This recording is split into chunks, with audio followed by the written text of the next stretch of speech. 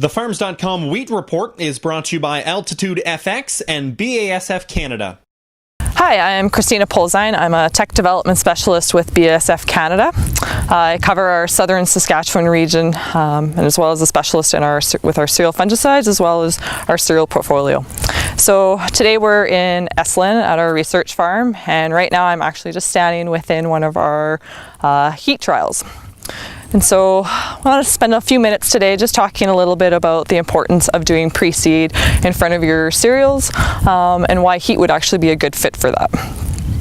So in terms of managing pre-seed, especially this year, I think a lot of growers had a really condensed season, and so had spent a bit of time trying to rush to get all their seeding done and may have foregone a pre-seed application. And so the risk of not doing a pre-seed is you're having larger weeds to manage in crop, and weeds that are going to compete against or larger weeds that are going to compete with your cereal crop.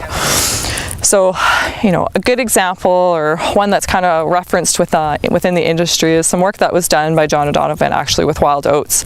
And if you look at wild oats that come up the same time as a spring wheat crop, we can see yield losses as much as 6%. If you've got wild oats that are a leaf above or a leaf stage beyond a spring weed, those yield losses can be as much as 10%. So it's really critical to do a good job of managing those early season weeds that flush up.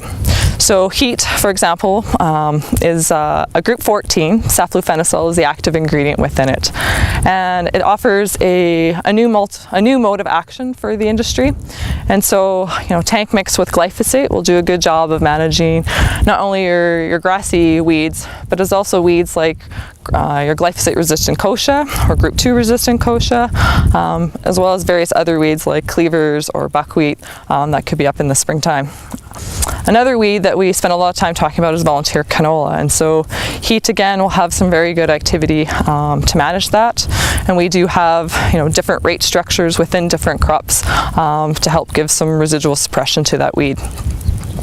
The one thing that's great about heat in front of wheat, for example, is we get some really quick burn down, and so having that really fast burn down prevents things like wild buckwheat or wild oats to be pulling up nutrients, and so you're giving your crop that kind of head start that will need to produce yield at the end of the season. So in terms of an entire management system, it's really important to have a good strong pre-seed product, and heat having a new active is important to manage some of those resistant weeds that we are dealing with, such as kochia or cleavers. Right now here in front of me, I've got a couple different treatments. The one that I'm standing here in front of right now is heat applied at a 30-acre rate, and so it gives a bit of residual suppression to weeds like volunteer canola. And so one of the, I think, characteristic things that you can kind of notice here is just the quick burn down, or kind of the rapid death that's taking place. And so this plot was actually sprayed 7 days ago, and so we're seeing volunteer canola at multiple stages that has been taken down. So from that point of view, we see some really good activity with this product. So here we have heat that's applied at our 80-acre rate, and has been at this rate we get some excellent results. And so some of the canola that we're seeing here is starting to go down. We're seeing that rapid burn down, but with the 30-acre rate we do get some of that residual activity. So a couple different options just depending on the crops that growers are growing.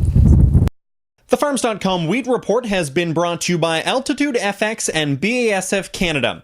Visit www.clearfield.ca/wheat for more cereal solutions.